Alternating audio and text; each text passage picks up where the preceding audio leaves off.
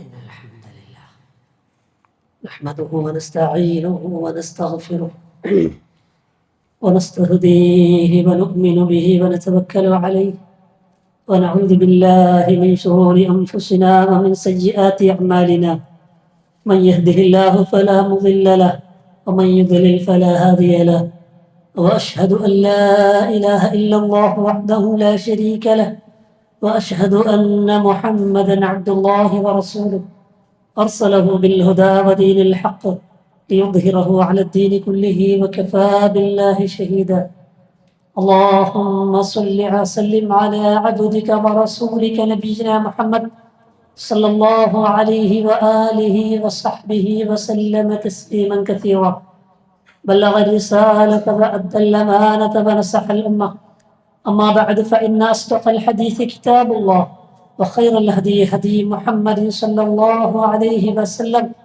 وشر الأمور محدثاتها وكل محدثة بدعة وكل بدعة ضلالة وكل ضلالة في النار أعوذ بالله من الشيطان الرجيم يا أيها الذين آمنوا اتقوا الله حق تقاته ولا تموتن إلا وأنتم مسلمون بسم الله الرحمن الرحيم أفمن شرح الله صدره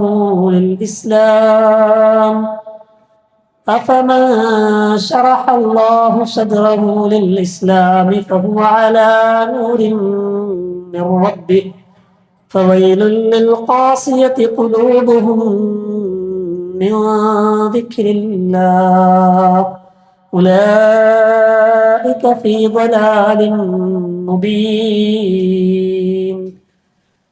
اتقوا الله عباد الله أوصيكم وإياي أولا بتقوى الله അർഹമർ-റഹീമായ റബ്ബുൽ ആലമീനായ അല്ലാഹുവിനെ സൂക്ഷിച്ചും ഭയപ്പെട്ടും ജീവിതത്തിൻ്റെ എല്ലാ സന്ദർഭങ്ങളിലും വിശിഷ്യ നമ്മുടെ ജീവിതത്തിൻ്റെ രഹസ്യങ്ങളിൽ കഴിവിൻ്റെ പരമാവധി തഖ്വയോടുകൂടി ജീവിക്കാൻ പരിശ്രമിക്കുകയും പ്രാർത്ഥിക്കുകയും പ്രയത്നിക്കുകയും ആത്മാർത്ഥമായി ആഗ്രഹിക്കുകയും ചെയ്യണമേ എന്ന് എന്നെയും നിങ്ങളെയും ആമുഖമായി ഉണർത്തുന്നു, ഗൗരവത്തോടെ വസിയ്യത്ത് ചെയ്യുന്നു. അല്ലാഹു സുബ്ഹാനഹു വ തആല അവൻ്റെ വസിയ്യത്തുകൾ ജീവിതത്തിൽ നടപ്പിലാക്കുന്ന യഥാർത്ഥ മുത്തഖികളിൽ നമ്മെ ഇവരെയും ഉൾപ്പെടുത്തി അനുഗ്രഹിക്കുമാറാകട്ടെ. പരിശുദ്ധ ഖുർആൻ മനുഷ്യർക്ക് വഴി കാണിച്ചു തരാൻ ലോകത്തേക്ക് പറഞ്ഞയച്ചിട്ടുള്ള പ്രവാചകന്മാരുടെ കൂട്ടത്തിൽ ഖുർആൻ ഏറെ ചർച്ച ചെയ്ത, ഖുർആനിൽ ഏറെ പരാമർശിച്ച ഒരു പ്രവാചകനാണ് മൂസാ അലൈഹിസ്സലാത്തു വസ്സലാം. അദ്ദേഹത്തെ അല്ലാഹു സുബ്ഹാനഹു വ തആല നബുവത്ത് നൽകി പ്രവാചകനായി നിയോഗിക്കുമ്പോൾ ഒരു സമുദായത്തിന്റെ ഭാരിച്ച ഉത്തരവാദിത്വം ചുമതല ഏൽപ്പിച്ചു കൊടുക്കുമ്പോൾ ആ ഭാരം ഏറ്റെടുക്കാൻ വേണ്ടി അള്ളാഹുവിനോട് പ്രാർത്ഥിച്ചുകൊണ്ട് മൂസാ നബി അലൈഹിസ്സലാം ഈ ഉത്തരവാദിത്തം ഏറ്റെടുക്കുന്ന രംഗം പരിശുദ്ധ ഖുർആനിലുണ്ട്. അവിടെ ഈ പ്രവാചകത്വം ഏറ്റെടുക്കുന്ന മൂസാ നബി അലൈഹിസ്സലാത്തു വസ്സലാം അള്ളാഹുവിനോട് വളരെ താഴ്മയോടുകൂടി ഉന്നയിക്കുന്ന ഒരു ആവശ്യമുണ്ട്. സൂറത്തു ത്വാഹയുടെ 25-ാമത്തെ വചനത്തിൽ നമുക്ക് കാണാൻ കഴിയും. ഖാല റബ്ബി ഇശ്റഹ് ലീ സദ്രി, അല്ലാഹുവേ എൻ്റെ ഹൃദയത്തിന് നീ വിശാലത നൽകണമേ, എൻ്റെ ഹൃദയത്തിന് നീ റാഹത്ത് നൽകണമേ, സമാധാനം നൽകണമേ എന്നൊരു പ്രാർത്ഥന, ഒരു പ്രവാചകന്റെ പ്രാർത്ഥനയായിട്ട് പരിശുദ്ധ ഖുർആൻ നമ്മളെ പഠിപ്പിക്കുന്നുണ്ട്. നമ്മളെ സംബന്ധിച്ചിടത്തോളം തിരക്കിട്ട ജീവിതത്തിനിടക്ക് ജീവിതത്തിൽ ഒരുപാട് പ്രശ്നങ്ങൾക്കും ആകുലതകൾക്കും സങ്കടങ്ങൾക്കൊക്കെ നടുവിലാണ് നമ്മളൊക്കെ ജീവിച്ചുകൊണ്ടിരിക്കുന്നത്. നമ്മുടെ പ്രശ്നങ്ങളുടെ, പ്രയാസങ്ങളുടെ, മനസ്സിന്റെ ഇടുക്കങ്ങളുടെ കാരണങ്ങൾ പലതാണ്, പലർക്കും പലതാണ്. ഒന്നിലധികം കാരണങ്ങളാൽ മനസ്സ് വിങ്ങിപ്പൊട്ടുന്ന, ഇടുങ്ങിപ്പോകുന്ന ആളുകളൊക്കെ ഉണ്ട്. സത്യവിശ്വാസികൾ എന്ന നിലക്ക് നമ്മളെല്ലാവരും ആഗ്രഹിക്കുന്നത് അതാണ്. നമ്മളൊക്കെ പ്രാർത്ഥിക്കാറുണ്ടല്ലോ അവിടെ മനസ്സിന് സമാധാനം കിട്ടാൻ, സ്വസ്ഥത കിട്ടാൻ വേണ്ടി, ഒന്ന് ആശ്വാസം കിട്ടാൻ വേണ്ടി. അല്ലാഹു സുബ്ഹാനഹു വ തആല മനുഷ്യന്റെ മനസ്സുകൾക്ക് ആസ്വാദനവും ആശ്വാസവും സമാധാനവും ലഭിക്കുന്ന കാര്യങ്ങൾ പരിശുദ്ധ ഖുർആനിലൂടെ നമുക്ക് വിവരിച്ചു തന്നിട്ടുണ്ട്. പരിശുദ്ധ ഖുർആനിന്റെ ആയത്തുകളുടെ വെളിച്ചത്തിൽ പണ്ഡിതന്മാർ നമുക്ക് അത് വ്യക്തമായി വിശദീകരിച്ചു തരുന്നുണ്ട്. ഇബ്നുൽ ഖയ്യിം റഹിമഹുല്ലാഹ് അദ്ദേഹത്തിന്റെ സാദുൽ മആദ് എന്ന ഗ്രന്ഥത്തിൽ ഈ വിഷയത്തെ വിശകലനം ചെയ്യുന്നിടത്ത് അദ്ദേഹം ഖുർആനിന്റെ ആയത്തുകളിൽ നിന്ന് മനസ്സിലാകുന്ന 6ഓളം പരിഹാരമാർഗങ്ങൾ, മനുഷ്യന്റെ മനസ്സിന്റെ ഇടുക്കങ്ങളിൽ നിന്ന് മോചനം നേടാൻ, അത് ഏത് തരത്തിലുള്ള പ്രതിസന്ധികളാണെങ്കിലും അതിൽ നിന്ന് മോക്ഷം കിട്ടാനുള്ള 6 കാര്യങ്ങൾ അദ്ദേഹം നമുക്ക് വിവരിച്ചു തരുന്നുണ്ട്. വളരെ ചുരുക്കി അത് മനസ്സിലാക്കുവാനാണ് ഇൻഷാ അല്ലാഹ് ഈ ഖുതുബയിലൂടെ ഞാനും നിങ്ങളും ശ്രമിക്കുന്നത്. അള്ളാഹു നമുക്കതിന് തൗഫീഖ് പ്രദാനം ചെയ്യുമാറാകട്ടെ.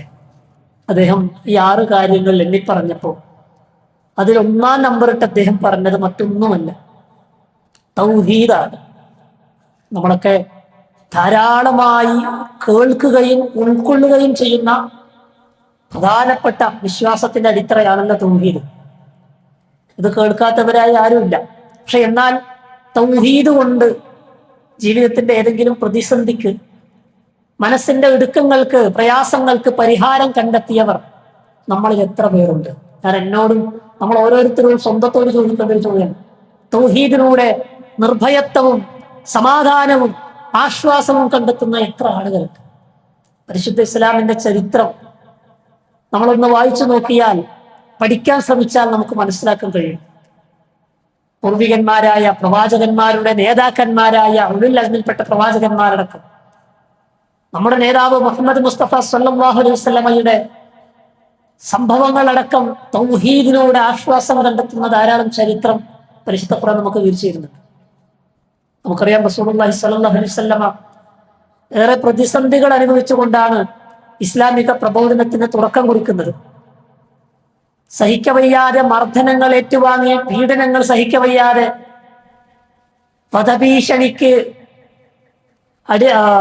വധഭീഷണി നേരിടേണ്ടി വന്ന് നാട്ടിൽ നിന്ന് ഓടിപ്പോകുന്ന പ്രവാചകൻ സല്ലല്ലാഹു അലൈഹി വസല്ലമ ജനിച്ച നാട്ടിൽ നിന്ന് മദീനത്തേക്ക് ഹിജ്റ പോകുന്ന ഒരു രംഗമുണ്ട്.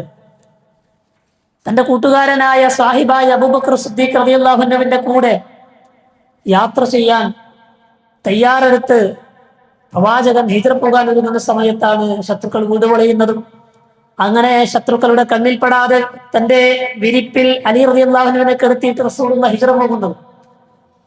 പ്രവാചകൻ മക്കയിൽ നിന്ന് രക്ഷപ്പെട്ടിട്ടുണ്ടെന്നറിഞ്ഞ മുശ്രിക്കുകൾ, ശത്രുക്കളായ ആളുകൾ പ്രവാചകനെ അന്വേഷിച്ചുകൊണ്ട് പിന്നാലെ വരുന്നുണ്ട്. നബി സല്ലല്ലാഹു അലൈഹി വസല്ലമ സൗർ എന്ന ഗുഹയില് 3 ദിവസം അവിടെ താമസിക്കുന്നുണ്ട്. ശത്രുക്കൾ അന്വേഷിച്ചുകൊണ്ട് ആ ഗുഹയുടെ പരിസരത്തെത്തി. ആ ചെറിയ ഇടുങ്ങിയ വലിയ വിശാലതയില്ലാത്ത ആ ഗുഹക്കുള്ളിൽ പ്രവാചകനും സഹാബി അബൂബക്കർ സിദ്ദീഖ് റളിയല്ലാഹു അൻഹു ഒളിഞ്ഞിരിക്കുന്ന സമയത്ത് ശത്രുക്കൾ അതിന്റെ നേരെ മുകളിൽ നിൽക്കുന്നുണ്ട്. അവരുടെ സംസാരങ്ങളും കാൽപാദങ്ങളുടെ അനക്കങ്ങളൊക്കെ അകത്തുനിന്ന് കേൾക്കുന്നുണ്ട്. മുകളിലുള്ള ശത്രുക്കളൊന്ന് കുനിഞ്ഞു നോക്കിയാൽ പ്രവാചകന്റെയും അബൂബക്കർ റളിയല്ലാഹു അൻഹുവിന്റെയും കാൽപാദം അവർക്ക് കാണാൻ പറ്റും. അത്രയും ഇടുങ്ങിയതാണ് ഗുഹ. വ്യാകുലപ്പെട്ടുകൊണ്ട്, സങ്കടപ്പെട്ടുകൊണ്ട് അബൂബക്കർ സിദ്ദീഖ് റളിയല്ലാഹു അൻഹു പ്രവാചകനോട് പറയുന്നുണ്ട്, നമ്മൾ 2 പേർ മാത്രം, ശത്രുക്കൾ നമുക്ക് മുകളിലുണ്ട്, അവരൊന്ന് കുനിഞ്ഞു നോക്കിയാൽ നമ്മളെ കാണും, എന്ത് ചെയ്യും നബിയെ? റസൂലുള്ളാഹി സ്വല്ലല്ലാഹു അലൈഹി വസല്ലമ അബൂബക്കർ റളിയല്ലാഹു അൻഹു ആശ്വസിപ്പിക്കുകയാണ്, അല്ലാഹു സാലിസുഹുമാ, നമ്മൾ 2 പേരല്ല, 3-മനായി നമ്മുടെ കൂടെ അല്ലാഹു ഉണ്ട്. പരിശുദ്ധ ഖുർആൻ ആ കാര്യം വിവരിക്കുന്നത് കാണാം. ഇത് യഖൂലു ലിസ്വാഹിബിഹി ലാ തഹ്സൻ ഇന്നല്ലാഹ മഅനാ. തന്റെ സാഹിബായ അബൂബക്കറിനോട് റസൂലുള്ളാഹി പറഞ്ഞു, ലാ തഹ്സൻ ഇന്നല്ലാഹ മഅനാ, സങ്കടപ്പെടണ്ട, അല്ലാഹു കൂടെയുണ്ട്. നോക്ക്, ഒരു വലിയ പ്രതിസന്ധി, രക്ഷപ്പെടാനുള്ള ഒരു വഴിയില്ല അവിടെ. റസൂലുള്ളാഹി സ്വല്ലല്ലാഹു അലൈഹി വസല്ലമയുടെ തൗഹീദാണ് നബി സല്ലല്ലാഹു അലൈഹി വസല്ലമക്ക് അവിടെ മനസ്സമാധാനം കൊടുത്തത്. ആ പ്രശ്നങ്ങളിൽ പ്രവാചകന് ആശ്വാസമായത്, നിർഭയത്വം നൽകിയത് അള്ളാന്റെ റസൂലിന്റെ തൗഹീദായിരുന്നു. നമ്മുടെ തൗഹീദ് ഒന്ന് മാറ്റി വെച്ച് നോക്കണം. ഇങ്ങനെ പ്രതിസന്ധികൾ അകപ്പെടുമ്പോൾ നമുക്ക് സമാധാനം തരുന്നുണ്ടോ? നമുക്കറിയാം, മൂസാ നബി അലൈഹി സ്വലാത്തു വസ്സലാം ബനൂ ഇസ്രായേലിനെയും കൊണ്ട് അദ്ദേഹം നാടുവിടുകയാണ്. അങ്ങനെ നാടുവിടുന്ന സമയത്ത് പിന്നാലെ ഫിർഔൻ, രാജാവായ ഫിർഔനും ഫിർഔനിന്റെ ശക്തമായ ക്രൂരന്മാരായ സൈന്യവും പിന്നാലെ വരുന്നുണ്ട്, മൂസാ അലൈഹി ഇസ്ലാമിനെയും വിശ്വാസികളെയും പിടികൂടാനും ഇല്ലാതാക്കാനും വേണ്ടി. അങ്ങനെ മൂസാ നബി അലൈഹി സ്വലാത്തു വസ്സലാമും ബനൂ ഇസ്രായേലിനെയും ഓടി രക്ഷപ്പെടാൻ വേണ്ടി ഓടി അവരെത്തുന്നത് ചെങ്കടലിന്റെ മുമ്പിലാണ്. ചെങ്കടലിന്റെ മുമ്പിൽ പകച്ചു നിൽക്കുന്ന, വഴിമുട്ട് നിൽക്കുന്ന ബനൂ ഇസ്രായേലിയർ മൂസാ നബിയോട് പറയുന്നുണ്ട്, പിന്നാലെ സൈന്യം, മുമ്പിൽ ചെങ്കടല്, ഞങ്ങളിനി പിടിച്ചു, നിങ്ങളെ കൂടെ വന്നിട്ട് ഞങ്ങൾ കുടുങ്ങി, ഇനി ഞങ്ങൾക്ക് രക്ഷയില്ല, ഞങ്ങൾ പിടിക്കപ്പെടും എന്ന് പറയുന്ന സമയത്ത് മൂസാ നബി അലൈഹി സ്വലാത്തു വസ്സലാം അവർക്ക് നൽകുന്ന ഒരു മനക്കരുത്തുണ്ട്. തൗഹീദിന്റെ ഒരു വാക്ക് അദ്ദേഹം പറഞ്ഞു. എന്താ പറഞ്ഞ?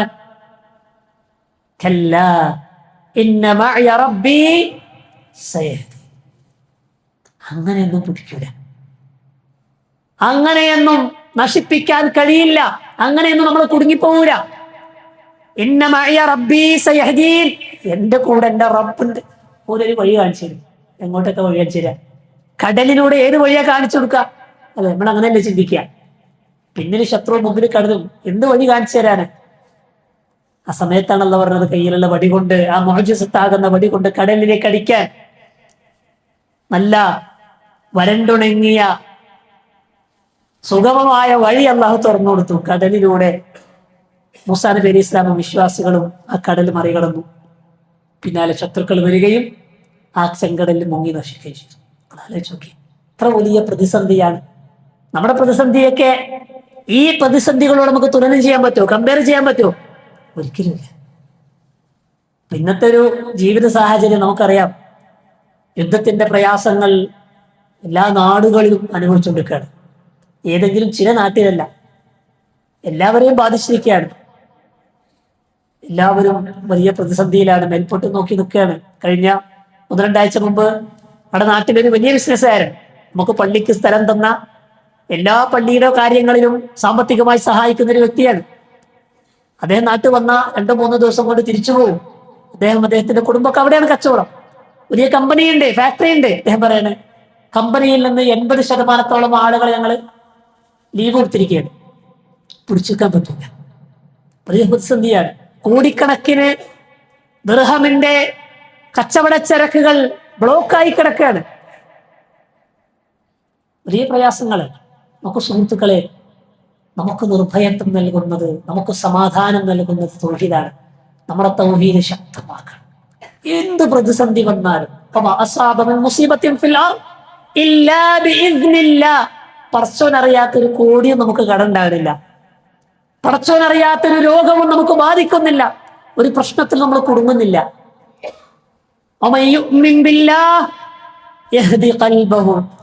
ഈമാൻ, അള്ളാഹുവിലുള്ള ഈമാൻ ഒന്നുകൂടി ഉറപ്പിക്കാൻ പരീക്ഷണ ഘട്ടത്തിൽ നമുക്ക് കഴിഞ്ഞാൽ കൽബുക്ക് അല്ലാഹു വഴി കാണിച്ചു തരും. നമ്മുടെ ഹൃദയത്തിലേക്ക് അള്ളാഹു വഴി കാണിച്ചു തരും. അള്ളാഹു തൗഫീഖ് പ്രദാനം ചെയ്യുമാറാകട്ടെ. നമ്മുടെ ഇസ്ലാം ശക്തമാകണം, നമ്മുടെ ഈമാൻ ശക്തമാകണം.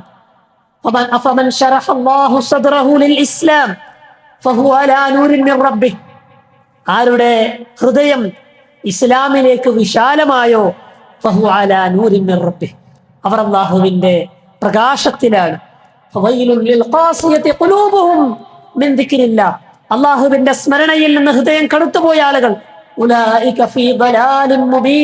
അവർ സ്പഷ്ടമായ വഴികേടിലാണ്.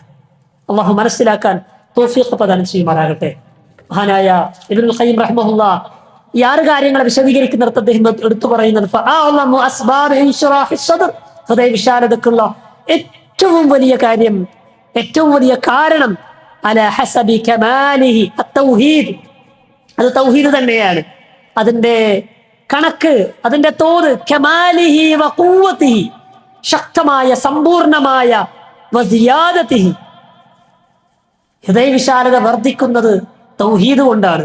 അൽ-ഇൻശിറാഹു സദ്രി സാഹിബിഹി, ഹൃദയത്തിന്റെ വിശാലത അത് വർദ്ധിക്കാനുള്ള കാരണം തൗഹീദ് തന്നെയാണെന്ന് അദ്ദേഹം ആണയിട്ട് പറയാം.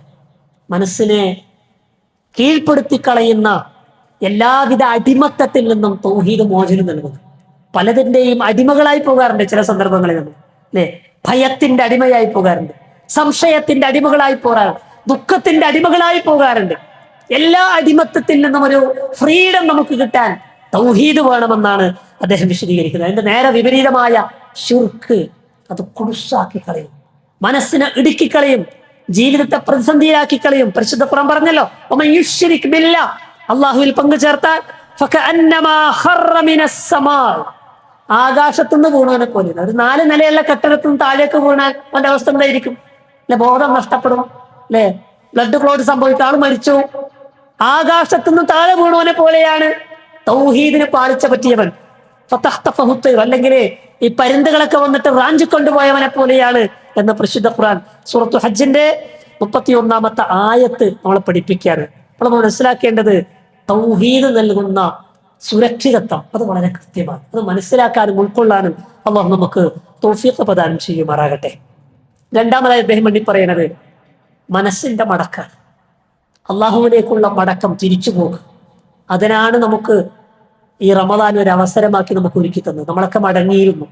തെറ്റില്ലാത്തൊരു മാസം, തൗബ ചെയ്തൊരു മാസം നമുക്ക് ഉണ്ടായിരുന്നു. ഇതാ നമ്മുടെ സാധാരണ ജീവിതത്തിലേക്ക് വന്നപ്പോ നമ്മൾ റമദാന് മുമ്പ് ഉണ്ടായിരുന്ന നമ്മുടെ പതിവിലേക്ക് നമ്മൾ തിരിച്ചു പോയോ? നമ്മളൊക്കെ സംശയിക്കും, നമ്മളൊക്കെ ഭയപ്പെടേണ്ട ഒരു യാഥാർത്ഥ്യമാണത്. അള്ളാഹുവിലേക്കുള്ള മടക്കം അതെന്താണ്?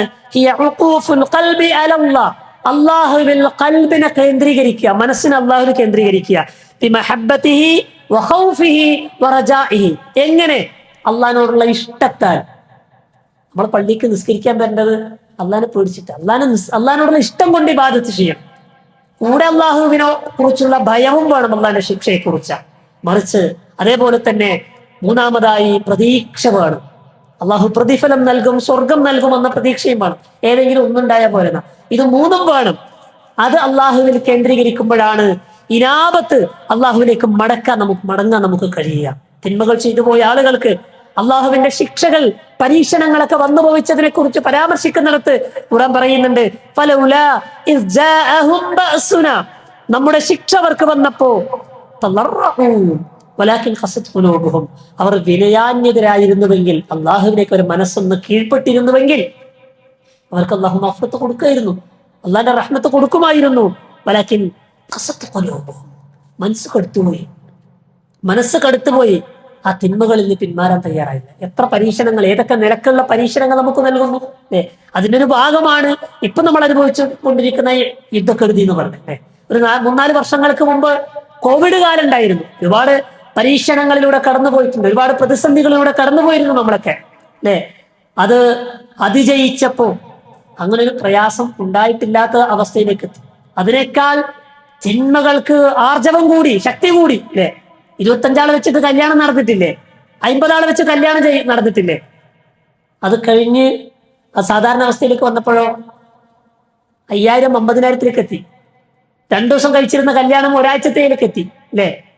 തിന്മകൾക്ക് ആ ഊർജവും ശക്തിയും കൂടി. നമ്മൾ മനസ്സിലാക്കണം, അള്ളാഹിന്റെ പരീക്ഷണം വരുമ്പോ അള്ളാഹുവിലേക്ക് മടങ്ങാൻ കഴിയണം. തീർച്ചയായും ചെറിയ ചെറിയ ശിക്ഷകളൊക്കെ നിങ്ങൾ ആസ്വദിപ്പിക്കും. ദൂനൽ അദാബിൽ അക്ബർ ലഅല്ലഹും യർജിഊൻ, വലിയ ശിക്ഷകളെ കൂടാതെ നിങ്ങൾ അള്ളാഹുവിലേക്ക് മടങ്ങാൻ വേണ്ടി. അൽ ഇനാബത്തു ഇലല്ലാഹ്, അത് അള്ളാഹ് ചോദിക്കണേ. ആയില്ല സമയം, ഇനിയുമായിട്ടില്ലേ? അലം യഅനി ലില്ലദീന ആമനു അൻ തഖ്ശഅ ഖുലൂബുഹും, അള്ളാഹുവിനെ ഭയപ്പെടാൻ ഹൃദയങ്ങൾക്ക് സമയമായിട്ടില്ലേ? ആ മടക്കമാണ് അള്ളാഹു ആഗ്രഹിക്കുന്നത്, നമ്മോട് ആവശ്യപ്പെടുന്നത്. അപ്പോഴാണ് അള്ളാഹുവിന് സന്തോഷം ഉണ്ടാകുന്നത്. അള്ളാഹുവിന് ഏറ്റവും കൂടുതൽ സന്തോഷം ഉണ്ടാകുന്ന നിമിഷത്തെ കുറിച്ച് റസൂലുള്ളാഹി സ്വല്ലല്ലാഹു അലൈഹി വസല്ലം നമുക്ക് വിവരിച്ചു തന്നിട്ടുണ്ട്. അല്ലാഹു അശദ്ദു ഫറഹ, തീർച്ചയായും അള്ളാഹു ഏറ്റവും കഠിനമായി സന്തോഷിക്കുന്ന, അള്ളാഹിന്റെ സന്തോഷം ഏറ്റവും സ്ട്രോങ് ആകുന്ന സമയപ്പോഴാ ബിതൗബത്തി അബ്ദിഹീന, ഒരു അടിമ അള്ളാഹിലേക്ക് മടങ്ങുമ്പോ, അള്ളാഹുവിലേക്ക് തൗബ ചെയ്യുമ്പോഴാണ് അള്ളാഹു ഏറ്റവും കൂടുതൽ സന്തോഷിക്കുക. അള്ളാഹു മനസ്സിലാക്കാനും ഉൾക്കൊള്ളാനും തൗഫീഖ് പ്രദാനം ചെയ്യുമാറാകട്ടെ. മൂന്നാമത്തത് മറ്റൊന്നുമല്ല, നമസ്കാരമാണ്. നമ്മുടെ പള്ളികൾ റമദാനിൽ നിറഞ്ഞിരുന്നു. എല്ലാ വക്തും, ജുമാക്ക് മാത്രമല്ല, ഈ ജുമുഅക്ക് കാണുന്ന ആളുകൾ, ഇത്രയും ആളുകൾ 5 നേരം നിസ്കാരത്തിന് ഉണ്ടായിരുന്നു റമദാനിൽ. റമദാൻ കഴിഞ്ഞപ്പോഴുള്ള അവസ്ഥ എന്താണ്? റമദാൻ കഴിഞ്ഞപ്പോഴുള്ള അവസ്ഥ എന്താണ്? നിസ്കാരത്തിന്റെ കാര്യത്തിൽ നമ്മൾ ശ്രദ്ധിക്കണം. നമ്മുടെ മനസ്സിന്റെ എല്ലാ പ്രതിസന്ധികൾക്കും പരിഹാരമാണ് നമസ്കാരം. റസൂലുള്ളാഹി സ്വല്ലല്ലാഹു അലൈഹി വസല്ലമക്ക് എന്തെങ്കിലും മാനസികമായ വിഭ്രാന്തിയോ പ്രയാസങ്ങളോ ഉണ്ടായ അതിന് ആശ്വാസം കണ്ടെത്താൻ വേണ്ടി നമസ്കാരത്തിലേക്ക് പോയിരുന്നു റസൂലുള്ളാഹി സ്വല്ലല്ലാഹു അലൈഹി വസല്ലം. നമ്മുടെ പ്രതിസന്ധികളിൽ അള്ളാന്റെ സഹായം നമുക്ക് കിട്ടണമെങ്കിൽ അത് തേടാനുള്ള ക്വാളിഫിക്കേഷൻ നിസ്കാരമാണ്. ഖുർആൻ പറഞ്ഞത് അള്ളാഹിനോട് സഹായം തേടിക്കൂടി. നിസ്കാരം കൊണ്ട്, അതേപോലെ ക്ഷമ കൊണ്ടും സബർ കൊണ്ടും നിസ്കാരം. വഇന്നഹാ ലകബീറത്തുൻ, ഇത് വലിയ സംഗതിയാണ്, അത് വലിയ പ്രയാസമാണ്. ഇല്ലാ അലൽ ഖാശിഈൻ, ഭക്തിയുള്ള ആളുകൾക്ക് മാത്രമേ അങ്ങനെ നിസ്കരിച്ചിട്ട് പ്രയാസങ്ങളിൽ നിന്നും പ്രതിസന്ധികളിൽ നിന്നും അള്ളാഹിന്റെ സഹായം നേടിയെടുക്കാൻ പറ്റും. അല്ലാഹു സുബ്ഹാനഹു വ തആല ആ കൂട്ടത്തിൽ നാം ഏവരെയും ഉൾപ്പെടുത്തി അനുഗ്രഹിക്കട്ടെ. അതേപോലെ നമസ്കാരവുമായി ബന്ധപ്പെട്ട് നബി സല്ലല്ലാഹു അലൈഹി വസല്ലം കൊടുക്കുന്ന നിർദ്ദേശമുണ്ട്. ശത്രുക്കളെ പ്രവാചകൻ അങ്ങേയറ്റം പ്രയാസപ്പെടുത്തിയ ചില സന്ദർഭങ്ങളിൽ കുത്തുവാക്കുകൾ, ആക്ഷേപങ്ങൾ, പരിഹാസങ്ങൾ, മർദ്ദനങ്ങൾ ഒക്കെ ഏറ്റുവാങ്ങിക്കൊണ്ടിരിക്കുമ്പോൾ നബി സല്ലല്ലാഹു അലൈഹി വസല്ലമക്ക് ആശ്വാസത്തിന്റെ മാർഗം അല്ലാഹു പഠിപ്പിച്ചു കൊടുക്കുന്നുണ്ട്. വലഖദ് നഅലം, നമുക്കറിയാം, അല്ലാഹു നബിയോട് പറയാണ്, നമുക്കറിയാം, അന്നക യളീഖു സദ്റുക, അങ്ങയുടെ മനസ്സിന് വല്ലാത്ത ഇടുക്കം ബാധിച്ചിട്ടുണ്ട്, വല്ലാത്ത പ്രയാസം അനുഭവിക്കുന്നുണ്ട്. ബിമാ യഖൂലൂൻ, ആ കുഫാറുകളായ മുശ്രിക്കുകളായ ആളുകൾ പറയുന്ന വാക്കുകളൊക്കെ അങ്ങയെ വല്ലാത്ത വേദനിപ്പിക്കുന്നു, മനസ്സിന് പ്രയാസം ഉണ്ടാക്കുന്നു, നമുക്കറിയാം. അതിന്റെ പരിഹാരം പഠിപ്പിച്ചു കൊടുക്കണം. ഫസബ്ബിഹ്, നീ തസ്ബീഹ് ചെയ്യണം. ബിഹംദി റബ്ബിക, നിന്റെ റബ്ബിനെ സ്തുതിച്ചുകൊണ്ട്, വകും മിനസ് സാജിദീൻ, സുജൂദ് ചെയ്യുന്നവരുടെ കൂടെയാകും എന്ന് പറഞ്ഞാല് ജമാഅത്ത്. നിസ്കാരം ഒറ്റക്ക് നിർവഹിക്കാനുള്ളതല്ല, പുരുഷന്മാർക്ക് അത് നിർബന്ധമാണ്. ജമാഅത്ത് നിസ്കാരം അത് വിശദീകരിക്കാൻ നമുക്ക് സമയമില്ല. പുരുഷന്മാര് ജമാഅത്ത് പള്ളിയിൽ നടക്കുമ്പോൾ വീട്ടിൽ നിസ്കരിച്ചാൽ ലാ സ്വലാത്ത ലഹു എന്ന് റസൂലുള്ളാഹി, നമുക്ക് നിസ്കാരം ഇല്ല. ഞാൻ നിസ്കരിച്ചിട്ടുണ്ട് പറയുന്ന പറഞ്ഞാൽ നമുക്ക് നിസ്കാരം ഇല്ല. നിസ്കാരം കിട്ടണമെങ്കിൽ പള്ളിയിൽ വന്ന് ജമാഅത്തായി നമസ്കരിക്കണം. അതാണ് മനസ്സിന്റെ വിശാലതക്ക്, പ്രതിസന്ധികൾക്കുള്ള പരിഹാരമായി. അങ്ങേയറ്റം പ്രതിസന്ധികൾ അനുഭവിച്ചു കൊണ്ടിരിക്കുന്ന സമയത്ത് റസൂലുള്ളാഹി സ്വല്ലല്ലാഹു അലൈഹി വസല്ലമക്ക് അള്ളാഹു കാട്ടിക്കൊടുത്ത മാർഗം സൂറത്ത് ഹിജ്റിന്റെ 97, 98 ആയത്തുകളിൽ ആ ഭാഗം നമുക്ക് കാണാൻ കഴിയും. റസൂലുള്ളാഹി സ്വല്ലല്ലാഹു അലൈഹി വസല്ലം മനസ്സിന് ആശ്വാസം കണ്ടെത്താൻ ബിലാൽ റളിയല്ലാഹു അൻഹുവിനോട് നമസ്കരിക്കാൻ, ഇഖാമത്ത് കൊടുക്കാൻ പറയും. അരിഹ്നാ ബിഹാ യാ ബിലാൽ, നമുക്കൊന്ന് ആശ്വാസം കണ്ടെത്താം, ആശ്വാസം തരൂ ബിലാലെ, നമസ്കാരം തുടങ്ങാം എന്ന് പറഞ്ഞ് ബിലാൽ റളിയല്ലാഹു അൻഹു വിളിച്ചിരുന്നു എന്ന് ഹദീസുകളിൽ കാണാം. അദ്ദേഹം തന്റെ വാബിലുസ് സ്വയ്യിബ് എന്ന ഗ്രന്ഥത്തിൽ ഇബ്നുൽ ഖയ്യിം റഹിമഹുല്ലാഹ് നമസ്കാരത്തിന്റെ നേട്ടങ്ങളെ കുറിച്ച് വിശദീകരിക്കുന്നിടത്ത് അദ്ദേഹം എണ്ണി പറയുന്നുണ്ട്, അസ്സലാത്തു മജ്ലബത്തുൻ ലിറിസ്ക്, നമ്മുടെ ഉപജീവനത്തിന്റെ വഴി, അതിന്റെ മാർഗം നിസ്കാരമാണ്. അത് വെച്ചിട്ടുള്ളത് നിസ്കാരത്തിലാണ്. ബർക്കത്ത് ഉണ്ടാകണമെങ്കിൽ, ഉപജീവനം വിശാലമാകണമെങ്കിൽ നമസ്കാരത്തിൽ കൃത്യത പുലർത്തണം. അതുപോലെ ഹാഫിദത്തുൽ ലിസ്സിഹ, നമ്മൾ ആരോഗ്യത്തിന്റെ പ്രൊട്ടക്ഷൻ വെച്ചിട്ടുള്ളത് നിസ്കാരത്തിലാണ്. ദാഫിയത്തുൽ ലിൽ അദാ, ഉപദ്രവങ്ങളുടെ അതിന്റെ തടസ്സം അത് നമസ്കാരത്തിലൂടെയാണ്. അതിനെ മാറ്റി നിർത്താൻ, അതിനെ തടയിടാൻ നിസ്കാരത്തിലൂടെ കഴിയും. അതുപോലെ താരിദത്തുൽ ലിൽ അദ്വാ, രോഗങ്ങളിൽ നിന്ന് മോചനം കിട്ടാൻ നമസ്കാരമാണ്. മുഖവിയ്യത്തുൽ ലിൽ ഖൽബ്, മനക്കട്ടി കിട്ടാൻ, മനക്കരുത്ത് കിട്ടാൻ നമസ്കാരമാണ്. മുബയ്യദത്തുൽ ലിൽ വജ്ഹി, മുഖം പ്രസന്നമാകാൻ, മുഖത്തെ വെളുപ്പിക്കാൻ നമസ്കാരം വേണം. അതുപോലെ മുഫർരിഹത്തുൽ ലിൻ നഫ്സ്, മനസ്സിന് സന്തോഷം കിട്ടാൻ നമസ്കാരം. മുദ്ഹിബത്തുൽ ലിൽ കസ്ലി, മടി, അലസര ഇല്ലാതായി പോകാൻ. അങ്ങനെ ഒരുപാട് നേട്ടങ്ങളാണ് അദ്ദേഹം നമസ്കാരത്തിന്റെ നേട്ടങ്ങളായി നമുക്ക് വിശദീകരിച്ചു തരുന്നത്. അള്ളാഹുമായിട്ടുള്ള ഒരു അഭിമുഖം. ലോകത്തിന്റെ വലിയ വലിയ ചക്രവർത്തിമാരെ കാണാൻ പോകണമെങ്കിൽ എത്ര കടമ്പകൾ കിടക്കണം, എത്ര റിക്വസ്റ്റ് കൊടുക്കണം, എത്ര മണിക്കൂറുകൾ കാത്തിക്കണം. ഒന്നു എടുത്തിട്ട് മുസല്ലിയിൽ നിന്നാ മതി. ലോകത്തിന്റെ തമ്പുരാനുമായ അള്ളാഹുമായിട്ട് നമുക്കൊന്ന് സംസാരിക്കാൻ, നമ്മുടെ സങ്കടങ്ങൾ പങ്കിടാൻ, ആവശ്യങ്ങൾ അള്ളാന്റെ മുമ്പിൽ ഒന്ന് പറയാൻ ഒന്നു എടുത്തിട്ട് ഒരു മുസല്ലി ഒന്നും ഉണ്ടായാൽ മതി. അള്ളാഹു മനസ്സിലാക്കാനുള്ള തൗഫീഖ് പ്രദാനം ചെയ്യുമാറാകട്ടെ. നാലാമതായി അദ്ദേഹം എന്നീ പറഞ്ഞത് അള്ളാഹുവിന്റെ കലാമായ പരിശുദ്ധ ഖുർആനിന്റെ പാരായണം. നമ്മൾ റമദാനിൽ ഏറെ ശ്രദ്ധ കൊടുത്ത ഒരു ഇബാദത്തായിരുന്നു.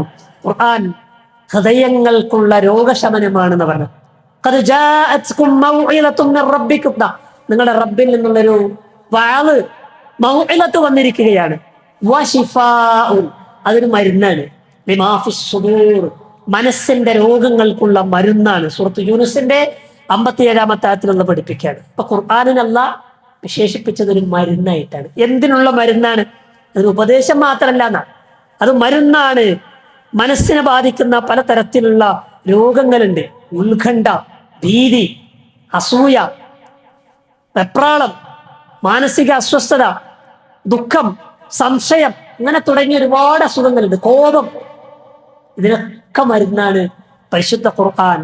ഹൃദയങ്ങളെ അത് ശമിപ്പിച്ച് സമാധാനമുള്ള ഹൃദയമാക്കി മാറ്റാൻ ഖുർആനിലൂടെ കഴിയുമെന്ന് പരിശുദ്ധ ഖുർആൻ തന്നെ നമ്മളെ ഓർമ്മപ്പെടുത്തിയിട്ടുണ്ട്. കേവലം അക്ഷരങ്ങൾ ഇങ്ങനെ വായിച്ചു പോകലല്ല, ആയത്തുകൾ ഇങ്ങനെ ഓതിപ്പോകലല്ല, അത് സൃഷ്ടാവിൽ നിന്നുള്ള അള്ളാഹുവിന്റെ കലാമാണെന്ന് മനസ്സിലാക്കി പാരായണം ചെയ്യുമ്പോൾ ഞാൻ അള്ളാഹുമായിട്ടൊരു കോൺവെർസേഷൻ, ഒരു സംഭാഷണത്തിൽ ഏർപ്പെടുകയാണെന്ന് തിരിച്ചറിയുമ്പോഴാണ് അത് ഇടുക്കം നീക്കി പ്രകാശമായി തീരുക.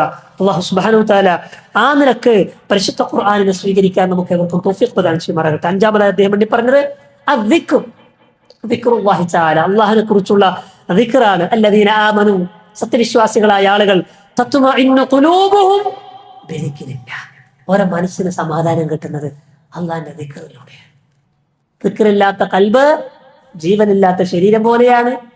അല്ലെങ്കിൽ വെള്ളമില്ലാത്ത സ്ഥലത്ത് മീന് പോലെയാണ്. ആ മീനുണ്ടാവും, വെള്ളത്തിന് നിർത്ത് പുറത്തൊക്കെ ഇങ്ങനെ പെടയും, പറക്കും.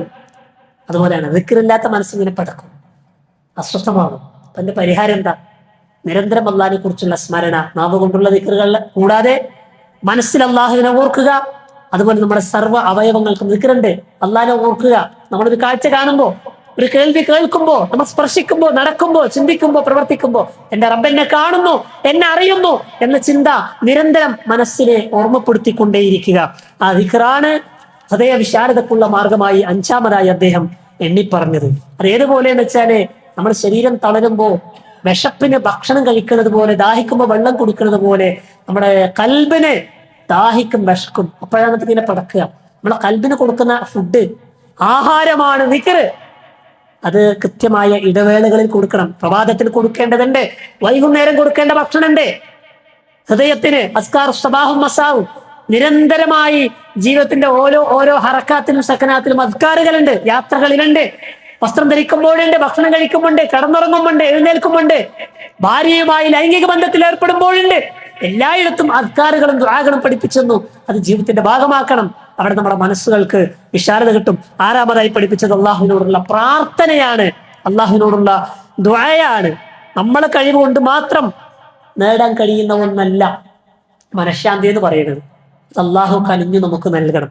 അതിന് അള്ളാഹുവിനോട് പ്രാർത്ഥിക്കണം. അതാണ് മൂസാ നബി പ്രാർത്ഥിച്ചത്. ഖാല റബ്ബി ഇശ്റഹ് ലി സദ്രി, എന്റെ മനസ്സിന് നീ വിശാലത നൽകണേ, ഇടുക്കിക്കളയല്ലേ, പ്രതിസന്ധിയിൽ കുടുക്കിക്കളയല്ലേ, ആശ്വാസം നൽകണേ, സമാധാനം നൽകണേ. ആത്മാർത്ഥമായി അള്ളാഹുവിനോട് പ്രാർത്ഥിക്കുക. റസൂലുള്ളാഹി സ്വല്ലല്ലാഹു അലൈഹി വസല്ലം പ്രാർത്ഥിച്ച ധാരാളം പ്രാർത്ഥനകളിൽ ഒരു പ്രധാനപ്പെട്ട പ്രാർത്ഥനയാണ് അല്ലാഹുമ്മ ഇന്നി അഊദു ബിക മിനൽ ഹമ്മി വൽ ഹസൻ. അല്ലാഹുവേ, മനോദുഃഖത്തിൽ നിന്ന്, അസ്വസ്ഥതയിൽ നിന്ന്, സങ്കടത്തിൽ നിന്ന് ഞാൻ നിന്നോട് കാവൽ ചോദിച്ചു. ആരെ പ്രാർത്ഥിക്കുന്നത്? റസൂലുള്ളാഹി സ്വല്ലല്ലാഹു അലൈഹി വസല്ലം. നമ്മൾ മാതൃകയാക്കണം.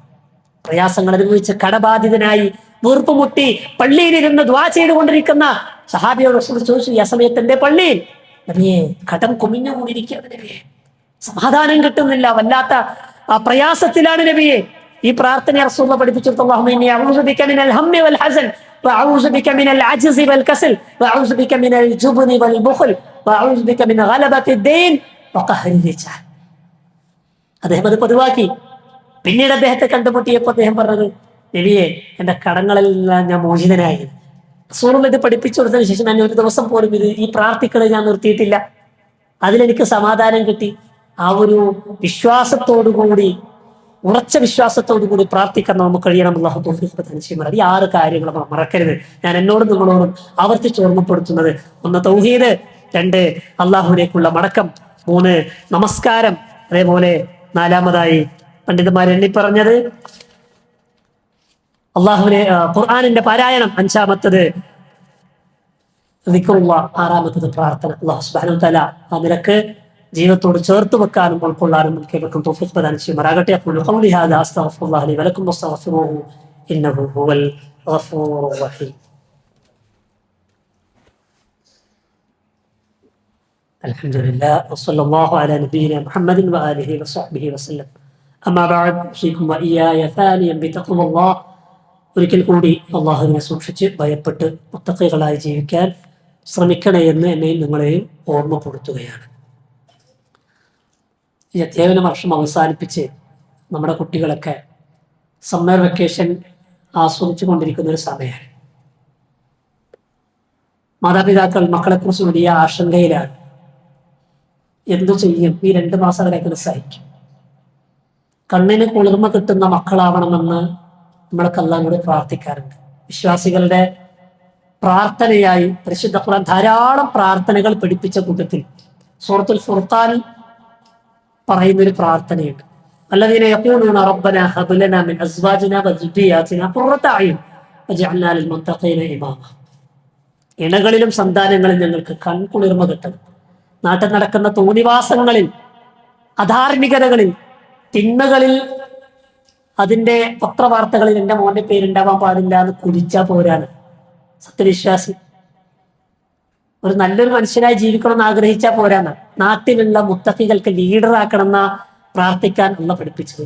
നമ്മൾ അങ്ങനെ പ്രാർത്ഥിക്കാറുണ്ട്. പ്രാർത്ഥിച്ചാൽ മാത്രം പോരാ, ആ നിലക്കുള്ള പരിശ്രമങ്ങൾ നമ്മുടെ ഭാഗത്തുണ്ടാകണം.